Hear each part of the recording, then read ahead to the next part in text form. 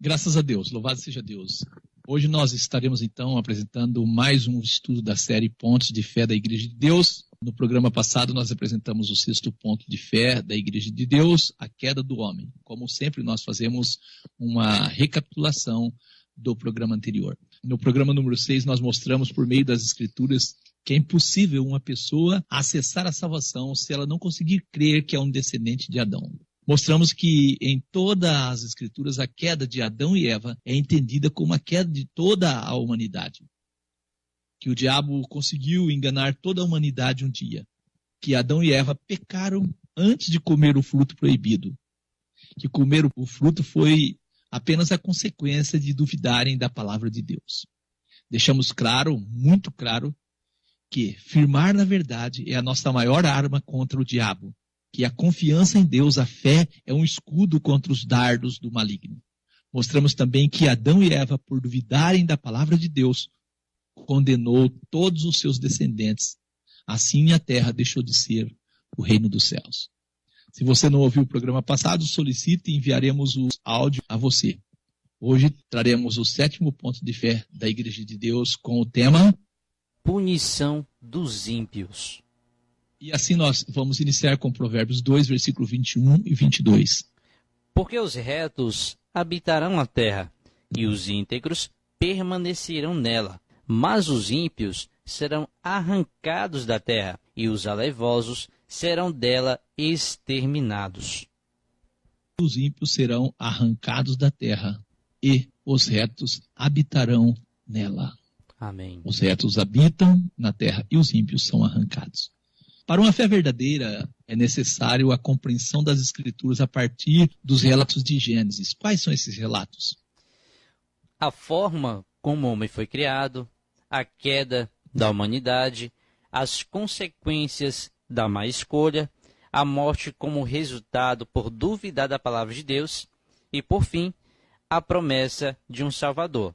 A partir desses relatos, nós temos uma fé verdadeira. E, infelizmente, por não dar a devida atenção ao relato de Gênesis, a grande maioria dos cristãos tem uma fé não harmônica com as Escrituras. Infelizmente, é isso que tem acontecido. Através dos capítulos de Gênesis que narra o fracasso de Adão, podemos entender que, após o pecado, o homem perdeu acesso à fonte da vida. Vamos ler esse relato? Gênesis 3, versículo 22 ao 24. Então disse o Senhor Deus: Eis que o homem é como um de nós, sabendo o bem e o mal. Ora, para que não estenda a sua mão, e tome também da árvore da vida, e coma e viva eternamente, o Senhor Deus, pois, o lançou fora do jardim do Éden, para lavrar a terra de que fora tomado. E havendo lançado fora o homem, pôs querubins ao oriente do jardim do Éden, e uma espada inflamada, que andava ao redor para guardar o caminho da árvore da vida. Então assim nós temos Deus tomando providência para que o homem não vivesse eternamente no pecado. Deus guarda o caminho da árvore da vida. Sim. O texto que acabamos de ler é a maior prova de que o homem morre. Se é verdade, eu digo, o ensinamento da imortalidade de parte do homem, que sentido fez a ação de Deus em guardar a árvore da vida? Que sentido fez, cooperador Giliardi? Nenhum sentido. Não faria sentido. O homem já era imortal, né? Isso. Deus estaria fazendo algo desnecessário. Fica claro que Deus tomou providências no sentido de evitar que o sofrimento da humanidade em pecado fosse eterno. Eu não consigo ver esta ação de Deus como um castigo, mas vejo como um ato de amor e de misericórdia da parte de Deus. Você já imaginou como seria viver eternamente em pecado? Imaginou já, cooperador Giliardi, como seria? Seria bastante ruim, Mendes Lucas. Agora, o que não dá, cooperador Giliardi, para entender, eu não consigo entender qual o sentido da grande maioria da cristandade manter a doutrina do tormento eterno. Qual o sentido? Não faz sentido nenhum. Não sei, não tem sentido. Quando o próprio Deus diz: vivo eu, diz o próprio Deus, que não tenho prazer na morte do ímpio, mas que o ímpio se converta do seu caminho e viva. Ezequiel 33:11. Por essas palavras, podemos excluir qualquer hipótese de que da parte de Deus exista um tormento eterno. Após o pecado, Deus disse que a vida de Adão e Eva teria um fim e que eles voltariam ao pó. Deus disse em Gênesis 3, versículo 17 e 19. Deus disse a Adão: porquanto destes ouvidos à voz da tua mulher, e comestes da árvore de que te ordenei, dizendo: não comerás dela. Maldita é a terra por causa de ti. Com dor comerás dela todos os dias da tua vida. No suor do teu rosto comerás o teu pão, até que te tornes à terra, porque dela foste tomado, porquanto és pó, e em pó te tornarás. Nós vemos que o próprio Deus disse a Adão que nós somos pó. Para o pó, né? Nós voltaremos. Isso. É isso. Voltaremos para o pó. Tu és pó. Se a doutrina da imortalidade da alma e o tormento eterno fossem verdadeiras, eu não tenho dúvida que estariam bem claros no relato da queda de Adão e Eva. Isso estaria bem relatado e bem fundamentado no Gênesis. Não é isso, cooperador Giliardi? Sim, lá nós entendemos que é o início da composição do homem. E esta doutrina é uma doutrina tomada de fora, é uma doutrina que não está dentro das Escrituras, mas que os homens tomaram de fora e trouxeram para dentro de um pensamento que não é o que Deus pensou para nós. Infelizmente. As Escrituras afirmam a morte como consequência do pecado de Adão e Eva. Nós vamos ler isso em Romanos 5:12, por um homem entrou o pecado no mundo, e pelo pecado a morte passou a todos os homens. Romanos 5:17. Pela ofensa de um só, a morte reinou por esse. 1 Coríntios 15:21. A morte veio por um homem. Todos morrem em Adão. 1 Coríntios 15:22. Nós temos também Efésios 2:1. Mortos em ofensas e pecados. Efésios 2:5. Mortos em nossas ofensas. Colossenses 2:13. Mortos nos pecados. Não há dúvida de que a consequência do pecado, da dúvida de Adão e Eva quanto à palavra de Deus, trouxe a morte. Diante de todo o sofrimento causado pelo pecado no mundo, eu digo e trago aqui: Jó vê a morte como um descanso. Jó 17, versículo 15 e 16, ele diz assim: onde, pois, estaria agora a minha esperança? Sim, a minha esperança. Quem a poderá ver?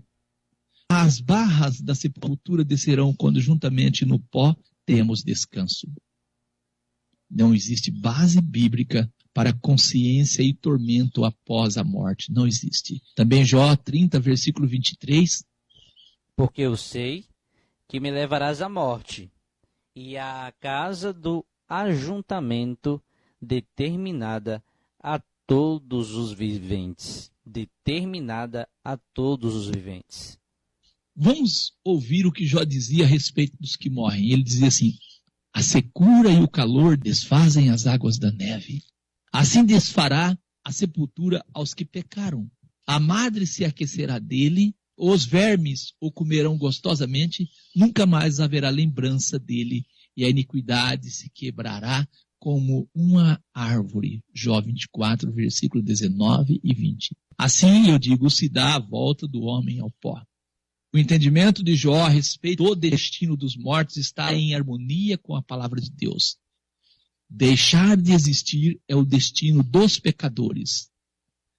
Não harmoniza com as Escrituras o ensinamento do tormento eterno e a imortalidade de parte do homem. E eu ainda afirmo, crer que parte do homem não morre é afirmar que o diabo tinha razão quando disse a Eva que Deus escondia dela alguma coisa.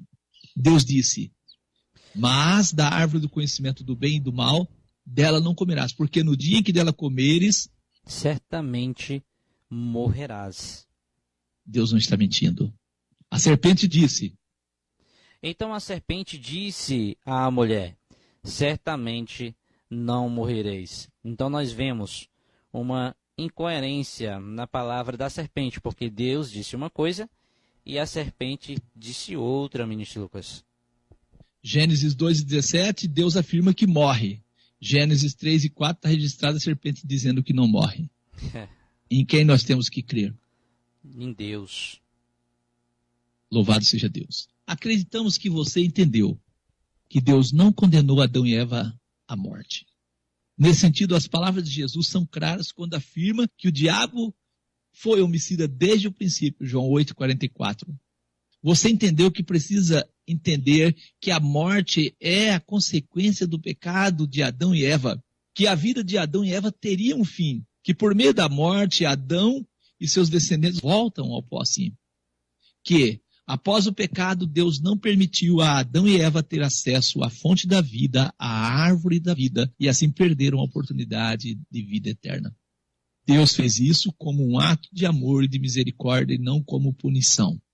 Eu ainda digo, se o ensinamento do tormento eterno e a imortalidade de parte do homem fosse uma verdade bíblica, seria fundamentada no relato a respeito da queda da humanidade, Adão e Eva. Entender isso, eu quero dizer, é importante para a compreensão do tema punição dos ímpios. Este inferno, um lugar de sofrimento indescritível que a cristandade pegou emprestado da mitologia grega, não existe. Eu vou trazer aqui algo que eu penso. Eu acredito, se Deus não tivesse tomado a iniciativa de não permitir o homem ter acesso à árvore da vida, eu penso que aí sim nós teríamos um inferno na terra.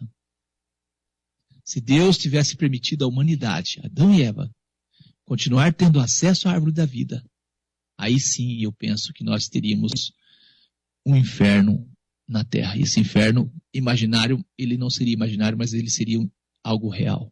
Deus disse, porque no dia em que dela comeres da árvore, certamente morrerá. Gênesis 2,17. Como entender isso? Eu pergunto, Adão e Eva morreram no dia em que comeram da árvore proibida? Nosso irmão Pedro, em 2 Pedro 3,8, ele traz um texto que nos ajuda a entender isso. Mas, amados, não ignoreis uma coisa, que um dia para o Senhor é como 1000 anos, e 1000 anos como um dia. Então, a partir desse verso, nós começamos a entender a questão. Será que Adão e Eva morreram no dia que comeram da árvore, ministro Lucas? As escrituras afirmam para nós que Adão viveu 900 e tantos anos. Aí a pergunta é, algum dos descendentes de Adão viveu mais de 1000 anos? Se Adão não viveu mais de 1000 anos, Adão acabou vivendo o quê? Menos de um dia. Verdade. Então podemos concluir, por aí tirarmos algumas conclusões. Nosso irmão Tiago, falando da curta duração da vida, ele diz: digo-vos que não sabeis o que acontecerá amanhã. Por quê? Que é a vossa vida? É um vapor que aparece por um pouco e depois se desvanece. Tiago 4, versículo 14. Qual a punição recebe os que vivem na prática do pecado? É uma pergunta boa. Qual é a punição que recebe os que vivem na prática do pecado? E quem é que traz essa punição? Será que é Deus que pune os pecadores? Vamos ler? Romanos 5,12. Portanto, como por um homem entrou o pecado do mundo, e pelo pecado a morte, também a morte passou a todos os homens, por isso que todos pecaram. Tem mais alguns versos que eu gostaria de compartilhar, que também vai nesse sentido. 1 Coríntios 15, 22. Todos morrem em Adão. Romanos 5, 17. Pela ofensa de um só, a morte reinou por esse. 1 Coríntios 15, 21. A morte veio por um homem. Romanos 5, 15. Pela ofensa de um, morreram muitos. Romanos 6, 23. Porque o salário do pecado é a morte. A pergunta é, qual a punição recebe os que vivem na prática do pecado e quem é que dá essa punição? Está bem claro. Todos morrem. Não é Deus que pune. Não foi Deus que puniu os homens à morte, foi Adão que puniu os homens à morte. O plano de Deus é mudar, reverter esta história, reverter essa consequência. Vamos consultar a palavra morrer. Poucas pessoas acabam que não dão importância à palavra morrer. Morrer, aniquilar-se, deixar de ser ou de ter existência, extinguir-se e acabar, isso é morrer. Tem pessoas que pregam, se você não aceitar Jesus, você vai receber de Deus um castigo eterno, será condenado. Onde é que está escrito isso? Quem condenou a humanidade e condenou ao quê? Foi Adão. Foi Adão. Eu sugiro recordarmos os textos que acabamos de ler. Todos morrem em Adão, pela ofensa de um, a morte reinou. A morte veio por um homem, pela ofensa de um morreram muitos, porque o salário do pecado é a morte. Convidamos você para uma leitura que vai nos ajudar na compreensão do tema punição dos ímpios. João 3, versículo 14 ao 19. E, como Moisés levantou a serpente no deserto, assim importa que o Filho do Homem seja levantado, para que todo aquele que nele crê não pereça, mas tenha a vida eterna. Porque Deus amou o mundo de tal maneira que deu seu Filho unigênito, para que todo aquele que nele crê não pereça, mas tenha a vida eterna. Porque Deus enviou seu Filho ao mundo, não para que condenasse o mundo, mas para que o mundo fosse salvo por ele. Quem crer nele não é condenado, mas quem não crê já está condenado, porquanto não crê no nome do unigênito Filho de Deus. E a condenação é esta, que a luz veio ao mundo, e os homens amaram mais as trevas do que a luz, porque as suas obras eram más. Para que todo aquele que nele crê não pereça. Não pereça. Todo aquele que nele crê não pereça, mas tenha a vida eterna. Deus enviou seu Filho não para que condenasse o mundo, mas para que o mundo fosse salvo por ele. Quem crê nele não é condenado, mas quem não crê já está condenado. Você sabe o que é perecer? Vamos consultar a palavra perecer. Perecer é deixar de viver, morrer, ter fim, acabar-se, extinguir-se. O que nós vemos aqui é aquele que aceita Jesus não vai perecer, ou seja, deixar de viver, morrer, não vai ter fim, não vai acabar-se, não vai extinguir-se, ministro Lucas. Agora, quem não quer crer em Jesus e crer no caminho que Deus proveu para a sua salvação, esse vai deixar de existir. Ele não vai sofrer no inferno de tormento. Não é isso que as Escrituras ensinam, isso é ideia pegada de fora das Escrituras. Infelizmente, as pessoas misturam ideias de fora com aquilo que as Escrituras ensinam e aí faz essa confusão toda aí. Sim. Vai perecer, deixar de viver, morrer, ter fim, acabar-se, extinguir-se. João 3, versículo 14 e 15, o nosso Senhor, falando com Nicodemos, ele diz: como Moisés levantou a serpente no deserto, assim importa que o Filho do Homem seja levantado, para que todo aquele que nele crê não pereça, mas tenha a vida eterna. Nós temos esse relato que está em Números 21, versículos 5 ao 9. A pessoa que fosse picada pela serpente morreria na certa, porém ao olhar para a serpente de bronze ela vivia. Vamos trazer esse relato, Números 21, versículos 5 ao 9. O povo falou contra Deus e contra Moisés. Eles disseram assim: por que nos fizeste subir do Egito para que morrêssemos neste deserto? Pois aqui nem pão nem água há, e nós estamos fastiados desse pão vil. Então o Senhor mandou entre o povo serpentes ardentes que picavam, e o povo morria. Por isso o povo veio a Moisés e disse: ah, Moisés, havemos pecado, porquanto temos falado contra o Senhor e contra ti. Ora ao Senhor para que tire de nós essas serpentes.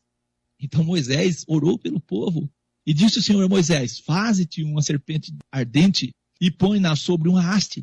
E será que viverá todo que, tendo sido picado, olhar para ela?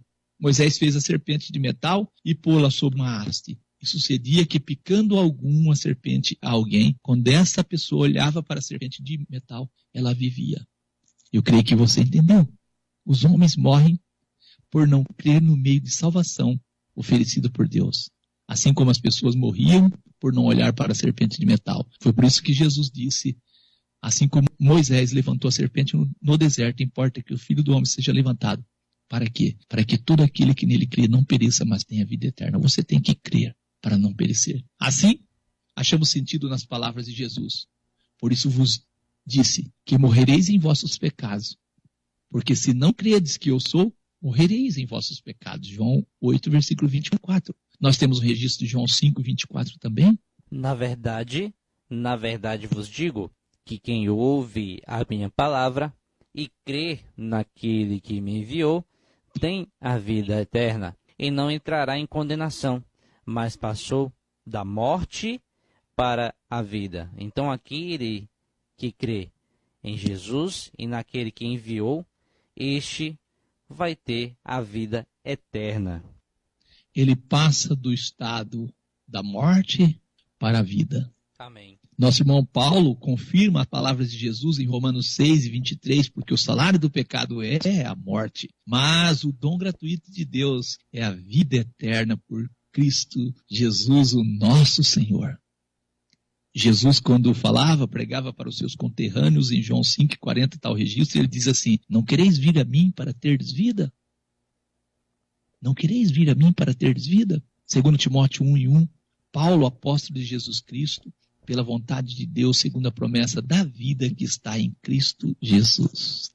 A promessa da vida. Nós temos também, cooperador Giliardi, um testemunho, um relato em Efésios 4, versículo 17 e 18. E digo isto, e testifico no Senhor, para que não andeis mais como andam também os outros gentios na vaidade da sua mente, entenebrecidos no entendimento, separados da vida de Deus, pela ignorância que há neles, pela dureza do seu coração. Separados da vida de Deus, pela ignorância que há neles. Então nós vemos que a ignorância está separando as pessoas da vida de Deus, mente Lucas. Ignorância e ainda vem a dureza de coração. Sim. É difícil, né? Deus é um Deus de misericórdia e de amor. 2 Timóteo 1, versículo 9 e 10. Que nos salvou e chamou com uma santa vocação, não segundo as nossas obras, mas segundo o seu próprio propósito e graça que nos foi dada em Cristo Jesus, antes dos tempos dos séculos, e que é manifesta agora, pela aparição de nosso Salvador Jesus Cristo, o qual aboliu a morte e trouxe à luz a vida e a incorrupção pelo Evangelho. Louvado seja Deus. Graças a Deus. Assim nós temos então que o sacrifício de Jesus foi suficiente para abolir a morte que os homens herdaram de Adão. Amém. Os homens hoje morrem não pela morte de Adão, pelo pecado de Adão. Os homens morrem por seus pecados, pela dureza do seu coração. É isso? Porque Deus transformou por meio da morte e ressurreição de Jesus a morte que Adão trouxe em um sono. O problema dos homens está nas escolhas que eles fazem hoje e na segunda o quê? Morte. Segunda morte. Esse é o problema, a segunda morte. Os homens não aceitam olhar para Jesus. João 3, versículo 17 ao 19, porque Deus enviou seu Filho ao mundo, não para que condenasse o mundo, mas para que o mundo fosse salvo por ele. Quem crê nele não é condenado. Mas quem não crê já está condenado, porquanto não crê no nome do unigênito Filho de Deus. E a condenação é esta, que a luz veio ao mundo, e os homens amaram mais as trevas do que a luz, porque as suas obras eram más. Vamos consultar a palavra condenação. Condenação é o quê? Julgamento que condena alguém a uma pena. Sentença final em que o juiz ou o tribunal reconhece o réu como culpado e lhe põe uma pena. Então aquele que não crê já está condenado, né? Nós vemos aí o significado, Mr. Lucas. Nós temos também Romanos 2, versículo 2 ao 8. E bem sabemos que o juízo de Deus é segundo a verdade sobre os que tais coisas fazem. E tu, ó homem, que julgas o que fazem tais coisas, cuidas que, fazendo-as tu, escaparás ao juízo de Deus? Ou desprezas tu as riquezas da sua benignidade e paciência e longanimidade, ignorando que a benignidade de Deus te leva ao arrependimento? Mas, segundo a tua dureza e teu coração impenitente, entesouras ira para ti no dia da ira e da manifestação do juízo de Deus, o qual recompensará cada um segundo as suas obras, a saber, a vida eterna aos que, com perseverança em fazer bem, procuram glória, honra e incorrupção, mas a indignação e a ira aos que são contenciosos, desobedientes à verdade e obedientes à iniquidade. A consequência do pecado de Adão, ela está na vida das pessoas se elas não tomarem decisão. Malaquias 4, versículo 1 e 3. Porque eis que aquele dia vem ardendo como fornalha, todos os soberbos e todos que cometem impiedade serão como a palha, E o dia que está para vir os abrasará, diz o Senhor dos Exércitos, de sorte que não deixará nem raiz e nem ramo. Não vai deixar nem raiz e nem ramo daqueles que cometem impiedade. Mas para vós que temeis o meu nome, nascerá o sol da justiça, e cura trará nas suas asas. E saireis e saltareis como bezerros da estribaria. E pisareis os ímpios, porque se farão cinza debaixo das plantas de vossos pés, naquele dia que estou preparando, diz o Senhor dos Exércitos. Não há punição eterna. Os ímpios se farão o quê? Cinza. Nós temos Apocalipse 20, versículos 7 ao 9. E acabando-se os meus anos, Satanás será solto da sua prisão, e sairá a enganar as nações que estão sobre os quatro cantos da terra, Gog e Magog, cujo número é como a areia do mar, para as ajuntar em batalha. E subiram sobre a largura da terra, e cercaram o arraial dos santos, e a cidade amada. E de Deus desceu fogo do céu, e os devorou. Assim nós temos então a palavra devorou. Devorou é destruir rapidamente e completamente. Não há ideia de ficar queimando para sempre. Desceu fogo do céu e os devorou. O que é o lago de fogo? Nós temos a resposta do que é o lago de fogo em Apocalipse 21, versículo 8. Mas, quanto aos tímidos, e aos incrédulos, e aos abomináveis, e aos homicidas, e aos fornicadores, e aos feiticeiros, e aos idólatras, e a todos os mentirosos, a sua parte será no lago de fogo que arde com fogo e enxofre, o que é a segunda morte. Lago de fogo, segundo as Escrituras, é a segunda morte. É a extinção, é o fim do pecado e do pecador. Deus é justo. Os salvos recebem a vida eterna e os perdidos a morte eterna. Não é um lugar de sofrimento. E eu digo que Deus não deseja que os homens fiquem sofrendo eternamente. Se Deus quisesse isso, Deus deixava Adão comer da árvore da vida. Não era isso, cooperador Giliardi? Era só deixar o caminho aberto, sem ter Era só deixar. Deixava comer da árvore da vida e eles viveriam eternamente no pecado. Deus não fez isso porque não deseja que o homem sofra eternamente. Assim, por meio do profeta Ezequiel, no capítulo 18, versículo 23 e o 32, Deus diz: desejaria eu, de qualquer maneira, a morte do ímpio? Diz o Senhor Deus: não desejo, antes desejo que se converta do seu caminho e viva. Lançai de vós todas as vossas transgressões com que transgrediste, e fazei-vos um coração novo e um espírito novo. Pois, por que razão morrereis, ó casa de Israel? Porque não tenho prazer na morte do que morre, diz o Senhor Deus. Convertei-vos, pois, e viverei. Deus quer que os homens se convertam e vivam. Satanás é homicida, deseja a morte do homem. Deus, por meio do sacrifício do nosso Senhor Jesus, deseja que os homens vivam. E assim nós encerramos mais um programa em nome de Jesus. E no próximo estudo, nós estaremos trazendo o 8º ponto de fé da Igreja de Deus, o plano de Deus para a salvação do homem. Que Deus seja louvado.